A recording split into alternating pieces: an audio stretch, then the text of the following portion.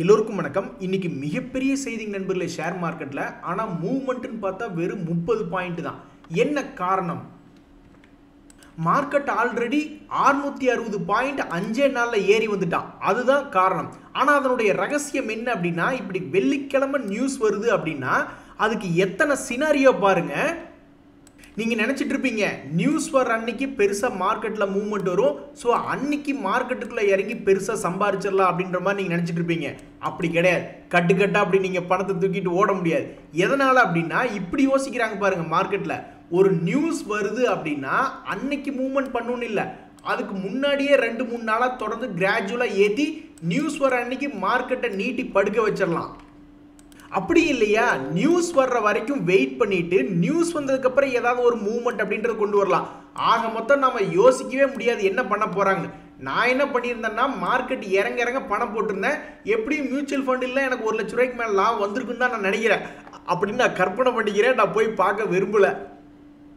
அந்த முக்கியமான நியூஸ் என்னன்னா, ஆர்பிஐ கவர்னர் தன்னுடைய பவரை காமிச்சிருக்காரு. எனக்கு நாட்டில் நாங்கள் சிலது டேட்டாவை எடுத்து பார்க்குறோம், இன்ஃப்ளேஷன் பார்க்குறோம், க்ரோத் பார்க்குறோம், நாங்கள் என்ன பண்ணுங்கிறத நாங்கள் தான் முடிவு பண்ணுவோம் அப்படின்ற மாதிரி அருமையான ஒரு பிளான் பண்ணியிருக்காரு. ஸோ ரிப்போ ரேட் அப்படின்றத வட்டி விகிதத்தை அவர் ஏற்றவும் இல்லை குறைக்கவும் இல்லை. ஆனால் அதே சமயம் நம்ம நாட்டினுடைய பொருளாதாரம் கொஞ்சம் க்ரோத் கொஞ்சம் சுணக்கம் அடைவதால் அதே சமயத்தில் பொருளாதாரத்துலேயும் பணத்தை ஆல்மோஸ்ட் 1.25 லட்சம் கோடி பொருளாதாரத்தில் பணத்தை ரிலீஸ் பண்ணுறாரு. உங்களுக்கு ஞாபகம் இருக்கா, சைனாவும் சமீபத்தில் பொருளாதாரத்தில் பணத்தை போட்டங்காட்டி தான் கிட்டத்தட்ட 1.5 லட்சம் கோடிக்கு பக்கமாக நம்ம எஃப்ஐஎஸ் வித்துட்டு நம்மளை பயமுறுத்திட்டு சைனால கொண்டே பணத்தை போட்டாங்க. ஸோ சைனாவும் சமீபத்தில் பொருளாதாரத்தில் பணத்தை போட்டிருக்கு அவங்களுடைய நாட்டினுடைய பொருளாதாரத்தில். அது எவ்வளோன்னு பார்த்தா நம்மளுக்கு தலை சுத்திரும். அதனால நவம்பர் மாசத்துல மட்டும் அவங்களுடைய பொருளாதாரத்தில் எவ்வளோ பணம் போட்டாங்க அப்படின்னு பார்த்தீங்கன்னு வச்சுங்களேன், 1 பில்லியன் அமெரிக்க டாலர்னாவே 8000 கோடி. இவங்க 124 பில்லியன் அமெரிக்க டாலர் போட்டிருக்காங்க. கிட்டத்தட்ட 8 லட்சம் கோடிக்கு மேல பணத்தை போட்டிருக்காங்க. நம்ம ஆளுங்க இப்பதான் 1 லட்சம் கோடி பணத்தை பொருளாதாரத்தில் விட்டுருக்காங்க இந்த சமயத்துல. ஸோ எஃப்ஐஎஸ் என்ன பண்ண போறாங்க? சைனாக்கு மட்டும் போனீங்கல்ல அங்க பொருளாதாரத்தில் பணத்தை வெளியிடுறாங்க அப்படின்ட்டு, அப்ப நம்மளுதுலயும் பணப்புழக்கத்தை இன்க்ரீஸ் பண்றாங்க இந்திய மார்க்கெட்ல. அப்ப எஃப்ஐஎஸ் என்ன பண்ண போறாங்கன்னு தெரியல. நம்ம நல்லதையே மனசில் நினைச்சுக்க வேண்டியதான். மார்க்கெட் மறுபடியும் நிஃப்டி வந்து பழையபடி இப்போ 24,700 இருக்கு. 25,000 கிராஸ் பண்ணி 26,000 வரட்டும் அப்படின்னு நம்ம நினைச்சுக்க வேண்டியதுதான். நண்பர்களே, சமீபத்தில் வந்து ஐபிஓக்களில் ஏதாவது லாபம் வருமா அப்படின்ற மாதிரி பார்த்துட்டு இருந்திருப்பாங்க. நல்ல வேலை யாராவது அப்ளை பண்ணியிருந்தீங்களா இந்த சுரக்ஷா டயக்னாஸ்டிக் அப்படின்றது, அதுக்கு இது அப்ளை பண்ணுற மாதிரி இருந்திருந்தா நீங்கள் 441 ரூபாய்க்கு அப்ளை பண்ணியிருப்பீங்க. அப்போவே அதனுடைய கிரே மார்க்கெட் ப்ரீமியம் எல்லாம் ஒன்றும் பெருசாக காமிக்கல. இன்ஃபேக்ட் அது 0.0 தான் காமிச்சிட்டு இருந்தது. இப்போ தான் +3% காமிச்சிட்டு இருக்கு. அதாவது 441 ரூபா 454 ரூபாய்க்கு ட்ரேட் ஆகும் அப்படின்ட்டு. ஆனால் இப்போ அது என்ன ரேட்டில் இருக்குது பார்த்தீங்களா, 422 ரூபாயில் இருக்குது. இது ஒரு சந்தோஷத்தை தரல. இதுக்கு முன்னாடி 40%க்கு மேலே லாபம் கொடுத்த சமீபத்தினுடைய ஐபிஓ என்விரா இன்ஃப்ரா இன்ஜினியர்ஸ் அது நல்ல அருமையான சந்தோஷத்தை கொடுத்தது.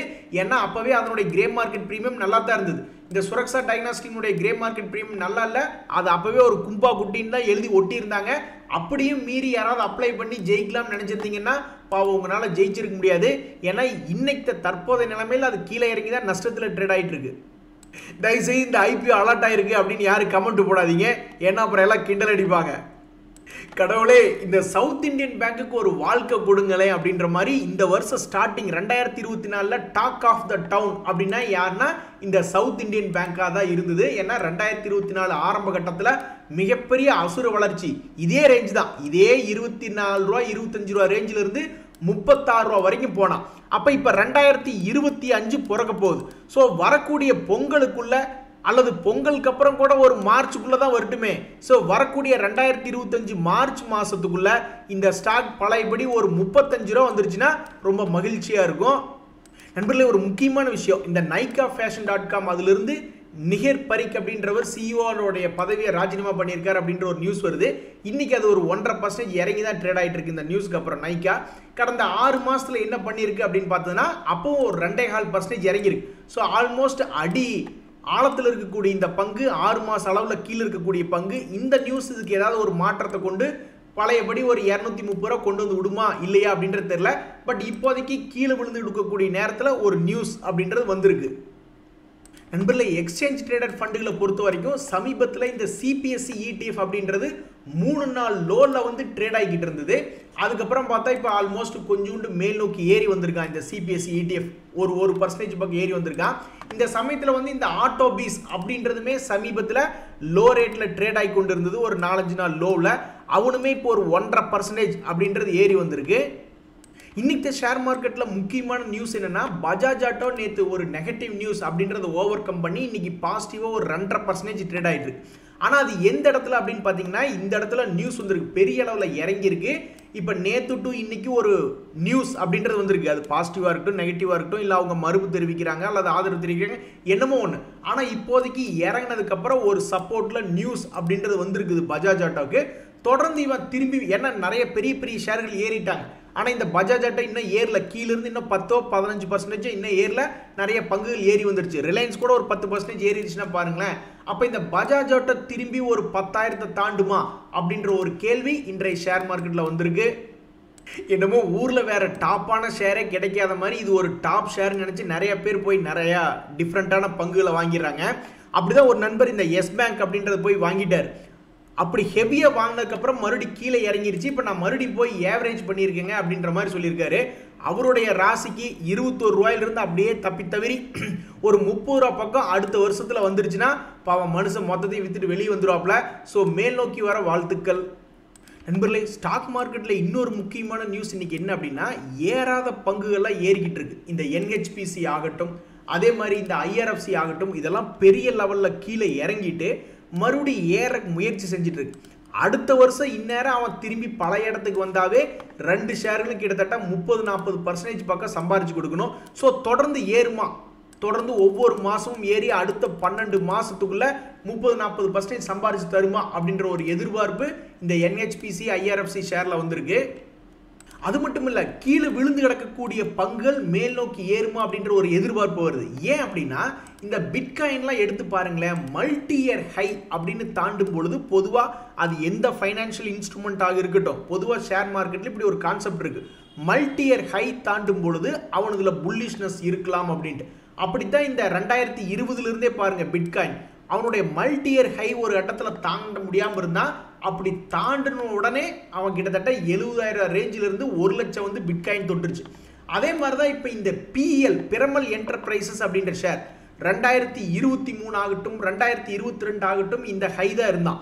இப்போ அந்த மல்டி இயர் ஹையை தாண்டி ஒரு 10-15 நாளாக ட்ரேட் ஆகிட்டு இருக்கான். அதாவது ஸ்டாக் மார்க்கெட்டே கீழே விழுந்து வடக்க விழுந்து கொஞ்சமாக திரும்ப பார்த்துட்டு இருக்கு.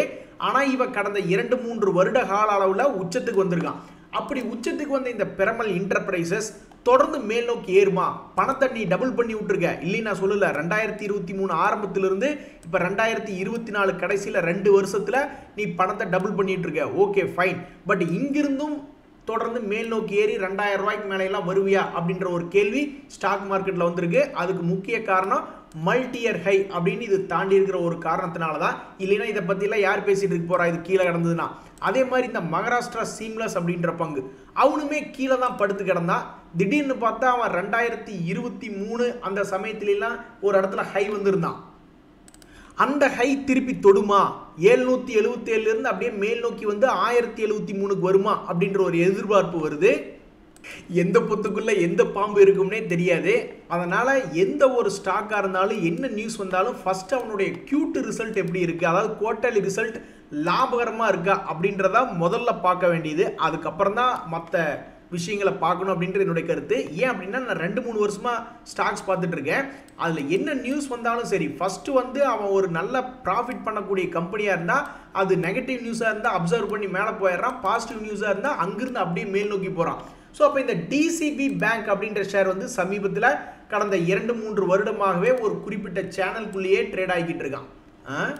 இப்போ என்ன ஆயிருக்கு அப்படின்னு பார்த்தீங்கன்னா 131 ரூபா ரேஞ்சில் இருக்குது. ஸோ அவனுடைய பழைய ஹை 160 ரூபா பக்கம் வருமா அப்படின்ற ஒரு எதிர்பார்ப்பு இந்த DCB பேங்க்கில் வந்திருக்கு. ஊருக்குள்ள பெரிய ஆளுங்கன்னு நினச்சிக்கிட்டு இருந்த பல பங்குகள் இறங்கி கிடக்கு. அதில் இந்த 3 பேர் ஒன்று. இந்த ஹிந்தி சிங்க் அப்படின்றதெல்லாம் வந்து பெரிய அளவெல்லாம் திரும்பி சும்மா வேற லெவலில் தெரிச்சு ஓடி வருவா அப்படின்ற மாதிரி நிறைய பேர் எதிர்பார்த்துக்கிட்டு இருந்தாங்க. இருந்தாலும் அது ஒரு தூங்கு மூஞ்சியாகவே இருக்குது. சமீபத்தில் கூட பார்த்தீங்கன்னா ஒரு 600 ரூபாயெல்லாம் வந்திருக்கான். இப்போ 500 ரூபாயில் இருக்கான். கடைசிக்கு 500 ரூபாயிலிருந்து 600 ரூபாயாவது ஒரு பொங்கலுக்குள்ள வந்துச்சுன்னா ஒரு மகிழ்ச்சியா இருக்கும். அதே மாதிரி தான் இந்த ஜம்மு அண்ட் காஷ்மீர் பேங்க், அதை பார்க்கறதுக்கு முன்னாடி இந்த ஜிஆர்எஸ்சி பார்த்துடலாம். ஏன்னா அதுல ஒரு நியூஸ் அப்படின்றது இன்னைக்கு வந்திருக்கு. அந்த நியூஸ் இவனை ஏதாவது பாசிட்டிவா ட்ரிகர் பண்ணி விடுமா அப்படின்ற மாதிரி பார்க்கணும். ஸோ அப்போ இந்த ஜிஆர்எஸ்சி ஆல்ரெடி அவனுடைய சப்போர்ட் லெவல்லேருந்து கொஞ்சம் மேல் நோக்கி ஏறி வந்திருக்கான். இருந்தாலும் அவன் போக வேண்டிய இடம் 2800 பக்கத்தில்.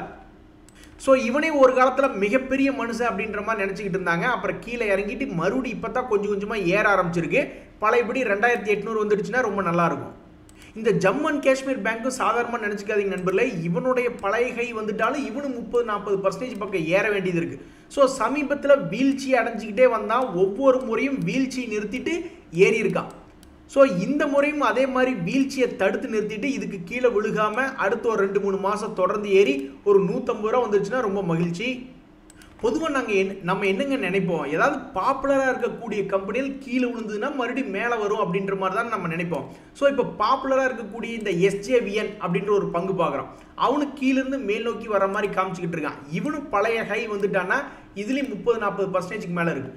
அதே மாதிரி தான் ஹிண்டால்கோ இண்டஸ்ட்ரீஸ், இவனும் ரொம்ப ஸ்ட்ராங்காக இருக்கக்கூடிய பாப்புலரான ஆள் தான். இவனும் மேல் நோக்கி வந்தால் ஒரு ஷேருக்கே கிட்டத்தட்ட 100 ரூபா ஏற வேண்டியது இருக்குது. இப்போதைக்கு அடிக்கடி வெட்டுக்கிளி மாதிரி பறக்கக்கூடிய 2 பங்குகள் அப்படின்னு பார்த்தோம்னா இந்த சேரா சானிட்டரி வேர், இந்த டெல்டா கார்ப். அதில் இந்த சேரா சானிட்டரி வேருக்கு இதுதான் வேலை. அவனுடைய மூவ்மெண்ட்டே பார்த்தீங்கன்னா நல்லா பெரிய லெவலில் ஏற வேண்டியது, அப்புறம் இறங்க வேண்டியது, அப்புறம் எதுக்குடா நான் இறங்கினேன் தெரியாமல் இறங்கிட்டேன் நான் மன்னிச்சிங்க அப்படின்ற மாதிரி மறுபடியும் ஏற வேண்டியது, அப்புறம் மறுபடியும் இறங்க வேண்டியது. இந்த வகையில் இந்த சேரா சானிட்டரி வேர் மறுபடியும் அடுத்த வருஷத்தில் ஒரு 10,000 வருமா, ஒரு 30% ஏறி வருமா அப்படின்ற ஒரு எதிர்பார்ப்பு வருது. அதே மாதிரி தான் இந்த டெல்டா கார்ப்பில் ஜிஎஸ்டி ரிலேட்டடான சில பேட் நியூஸ் இருந்தது. இதுக்கு மேலே ஒரு மனுஷனை போட்டு அடி துவைக்க முடியுமா அப்படின்ற மாதிரி அந்த ஜிஎஸ்டி நியூஸும் இம்ப்ளிமெண்ட்டும் பண்ணிட்டாங்க. இனி என்னத்தை அப்படின்ற மாதிரி ஆகிப்போச்சு. அப்போ இப்படியே தொடர்ந்து சரிவடைந்தே கொண்டு வந்துட்டு இருந்த அந்த டெல்டா கார்ப் இனி தன்னுடைய மூவ்மெண்ட்டை நிறுத்துமா, தன்னுடைய சரிவை நிறுத்தி இந்த வருஷத்தினுடைய ஹை ஆல்மோஸ்ட் ஒரு 150 ரூபா வரைக்கும் வந்ததுன்னா கூட ஒரு 20-25% ஏறிச்சுனாலும் ரொம்ப மகிழ்ச்சி தான். பெரிய பெரிய பங்குகளாக பார்த்து பணத்தை கொண்டு போய் போட்டுறோம். ஆனால் அவன் இறங்கி கீழே படுத்துட்டேன்னா நம்மளுக்கு கடுமையான நெருக்கடி ஆயிடுது. அந்த நெருக்கடியிலிருந்து எப்போ வெளியே வருவோம்னு தெரில. பட் அவன் தொடர்ந்து என்ன சாதிக்கிறான் அப்படின்னு பார்க்குறது ரொம்ப முக்கியம். இப்போ இந்த எம்டார் டெக் அப்படின்ற ஷேர் பாருங்க, இவனுடைய குவார்டர்லி ரிசல்ட் அப்படின்னு பார்க்கும்பொழுது நல்லா தானே பண்ணியிருக்கான். சீக்வன்ஷியலாக கம்பேர் பண்ணிடலாம். 5 கோடி தான் ஜூன் குவார்ட்டரில் பண்ணியிருந்தான். இப்போ போய் எடுத்து பார்த்தா 19 கோடி அப்படின்னு ரிப்போர்ட் பண்ணியிருக்கான். போன வருஷத்தோட கம்பேர் பண்ணி பார்த்தாலும் அது ஒன்றும் பெரிய மாற்றம் இல்லை. அப்போ இதுக்கு முன்னாடியே ரொம்பவுமே ஏடா கூடமாக ஏறுவதும் இறங்குவதும் பண்ண வேலையை பண்ண இந்த எம்டார் டெக் மறுபடியும் அடுத்த வருஷத்தில் ஒரு 2800 ரூபா வருமா, ஒரு ஷேருக்கு ஒரு 1000 ரூபா ஏறுமா அப்படின்ற ஒரு எதிர்பார்ப்பு வருது. எம்டார் டெக் மாதிரியே கொஞ்சம் பெரிய கம்பெனி தான். சமீபத்தில் சிமெண்ட் செக்டர் கூட ஓரளவுக்கு பாசிட்டிவாக தான் இருக்குது 2 வாரமா. அந்த வகையில் இந்த டால்மியா பாரத் அப்படின்ற ஒரு ஷேர் அவனுக்கு கீழே தான் இருக்கான். இவனும் மேலே ஏறி தன்னுடைய முதலீட்டாளர்களை சந்தோஷப்படுத்துமா அப்படின்றது தெரியல. ஆனால் இப்போதைக்கு பெரிய கம்பெனியை கொஞ்சம் பாப்புலரான கம்பெனிகள் கீழ் ரேட்லேருந்து மேல் நோக்கி திரும்ப முயற்சி பண்ணக்கூடிய கம்பெனிகளாக இந்த 2 தன்னை காமிச்சுக்கிறான். சோதனை தீரவில்லை, சொல்லியலை யாரும் இல்லை. எப்போதான் விடிவு காலம் வரும்னே தெரியலிங்க நண்பரே. நானும் கொஞ்ச நாளாக பார்த்துக்கிட்டு தான் இருக்கேன். இந்த கிளீன் சயின்ஸ் டெக்னாலஜி அப்படின்ற ஒரு கெமிக்கல் கம்பெனி, இவங்க ஃபார்மாலின் தான் இருக்காங்க. இவங்களுக்கு கடன் என்பதே கிடையாது. அதே சமயம் இவங்களுடைய ப்ராஃபிட் எல்லாம் எப்படி இருக்குன்னு பார்த்தா அவங்க ஒரு ரீசனபிளான கன்சிஸ்டன்டான ப்ராஃபிட் பண்ணிக்கிட்டு தான் இருக்காங்க. growth மட்டும்தான் இல்லை. ஆனால் இந்த கம்பெனியினுடைய நிலையை பார்த்தீங்களா, இந்த ஒரு வருஷத்தினுடைய லோவில் ட்ரேட் ஆகிட்டு இருக்கு. இதுக்கு முன்னாடியே இந்த வருஷத்துலேயே மே மாதத்தில் இதே ரேஞ்சில் ட்ரேட் ஆகிட்டு இருந்த 1300 ரூபா. அப்புறம் திடீர்னு ஏறுற மாதிரி காமிச்சா அப்புறம் மறுபடியும் ஒரு ரெசிஸ்டன்ஸ் எடுத்து கீழே வந்துட்டான். ஸோ 2023 இந்த லெவல் வந்துடுச்சுன்னா மறுபடியும் ஒரு வெட்டுக்கிளி மாதிரி ஏறிக்கொண்டிருந்த கிளீன் சயின்ஸ் என்னும் பங்கு மறுபடியும் ஏறுமா? இந்த முறையும் அடுத்த வருஷம் ஒரு மே அல்லது ஜூன் மாதம் எடுத்து பார்க்கும் பொழுது இந்த ஷேர் ஒரு 1700 ரூபா இருக்குமா அப்படின்ற ஒரு எதிர்பார்ப்பை இந்த கிளீன் சயின்ஸ் அப்படின்ற ஒரு பங்கு பண்ணியிருக்கு. அதே மாதிரி இந்த லக்ஷ்மி கெமிக்கல், இவனும் கெமிக்கல் குரூப் தான். இவர்கள் செய்த பாவம் என்ன? எத்தனையோ பங்குகள் இந்த மாதிரி எக்ஸ்பென்சிவாக தான் இருக்குது, நான் இல்லைன்னு சொல்லலை. இவங்களோட இண்டஸ்ட்ரி பிஇ 36 இருக்குது. ஆனால் ஸ்டாக் பிஇ 55னா கிட்டத்தட்ட இன்னுமே ஒரு 60-70 ரூபா இறங்கி வரணும், நியாய விலை வரணும்னா அப்படின்ற மாதிரி இருக்குது. இல்லை இந்த ஷேரை வச்சிருக்கிறவங்க மற்ற ஷேரை பார்த்து கேட்க மாட்டாங்களா? ஏன் ஊரில் எத்தனையோ பேர் எக்ஸ்பென்சிவாக இருக்காங்க, ஆனால் லாபம் செஞ்சு கொண்டு இருக்கக்கூடிய கடன் கம்மியாக இருக்கக்கூடிய இந்த லக்ஷ்மி ஆர்கானிக் என்ன நஷ்டம் பண்ணக்கூடிய கம்பெனியா? இல்லை, தற்போதைக்கு லாபம் தான் பண்ணிக்கிட்டு இருக்கான். அப்போ ஊரில் எத்தனையோ கம்பெனி எக்ஸ்பென்சிவாக இருந்தாலும் மேலே கொண்டே உட்கார வச்சிருக்கீங்க, எங்களை மட்டும் ஏயா நாங்கள் என்னையா பாவம் பண்ண எங்களை இப்படி கீழே விட்டுட்டீங்களேன்னு புலம்பு விட்டுருக்கு. ஸோ இந்த லக்ஷ்மி ஆர்கானிக்ஸ் அப்படின்ற பங்கும் கடந்த 3 வருஷத்தில் நீங்கள் எடுத்து பார்த்தீங்கனாலும் இப்போ இருக்கிறது ஒரு தர ரேட்டாக டெக்னிக்கலாக காமிக்கிறான். கடந்த 5 வருஷ அளவில் நீங்கள் எடுத்து பார்த்தீங்கனாலும் இப்போ இருக்கக்கூடிய ரேட் ஒரு தர ரேட்டாக காமிக்குது. ஸோ லாபம் செய்யக்கூடிய பங்குகள் தான் இருந்தாலும் தர ரேட்டில் 2-3 வருஷமாக இருக்கக்கூடிய பங்குகளில் இந்த லக்ஷ்மி கெமிக்கலும் ஒன்று, லக்ஷ்மி ஆர்கானிக்ஸ் அப்படின்ற கெமிக்கல் ஒன்று. இன்னும் எத்தனை வருஷத்துக்கு தான் இப்படி தர ரேட்டில் இருக்கும்னு தெரியல. என்னைக்கு மேலே வந்ததுனாலும் இது போன்ற கம்பெனிகளுக்கு கொஞ்சம் சந்தோஷமாக இருக்கும். இன்றைய தகவல் அனைத்து உங்களுக்கு உதவியாக இருந்ததுன்னா எனக்கு சந்தோஷம் தான். ரொம்ப நன்றி, வணக்கம்.